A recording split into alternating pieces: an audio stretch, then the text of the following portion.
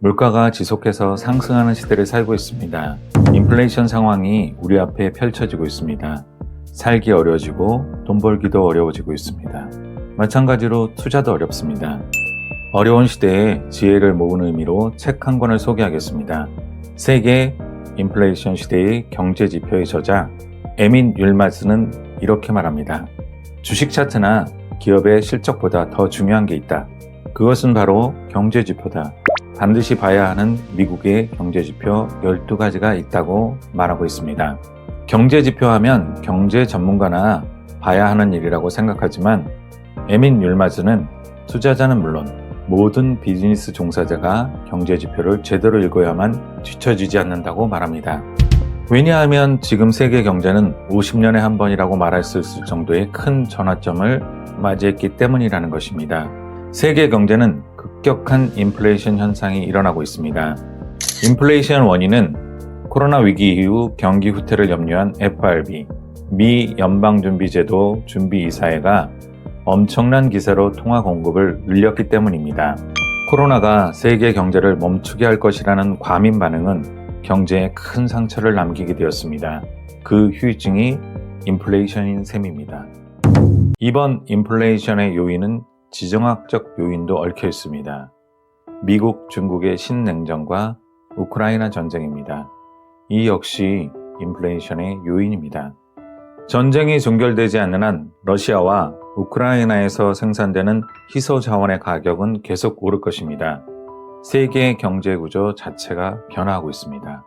이런 시기의 특성상 경제 지표를 읽는 것이 중요합니다. 그 중에 미국의 경제 지표는 거시경제 흐름을 아는데 중요합니다. 그렇다면 우리가 봐야 할 미국의 12가지 경제 지표는 어떤 것이 있을까요? 고용 통계, 신규 실업급여 신청 건수, 소매 매출액, GDP, 개인 소득 및 지출, 소비자 신뢰지수, 미시간대 소비자 심리지수, 내구재 수주, 광공업 생산 지수, ISM 제조업 지수, 신규 주택 허가 건수, 소비자 물가지수 CPI, 이상 12가지 지표입니다. 먼저 미국의 고용통계는 중요한 지표입니다. 미국 시각 매월 첫째 주 금요일 오전 8시 반 발표가 되고 있습니다. 고용통계에서는 다양한 숫자가 발표되는데 특히 주시할 것은 비농업 부분 고용자 수, 실업률, 노동 참가율 이 세 가지입니다.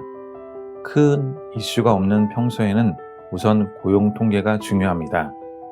인플레이션 상황 시에는 소비자 물가 지수, PCE 개인 소비 지출이라는 두 가지 지표가 주목받게 됩니다. 미국 인플레이션 발생 시 먼저 미국 내 특성인지 아니면 세계적 상황인지 파악해 둘 필요가 있습니다. 먼저 미국의 물가 동향을 확인하고 이어서 유로, 일본, 중국 선으로 물가 상승률을 살펴볼 필요가 있습니다. 물가에는 소비자 물가지수와 생산자 물가지수가 있습니다. 소비자 물가지수는 소비자가 서비스나 제품을 구매할 때의 물가 동향을 나타내는 것입니다. 생산자 물가지수는 기업 간 원자재 거래 물가 동향을 나타냅니다. 고용통계와 물가 경제 지표를 확인한 후에는 미국의 소매 매출액을 봅니다. 왜냐하면 미국 경제의 약 70%를 개인 소비자가 차지하기 때문입니다. 이상으로 12가지 경제 지표 중 몇 가지의 중요성을 약간 살펴보았습니다. 세계 인플레이션 시대의 경제 지표에는 쉽게 자세히 설명되어 있습니다.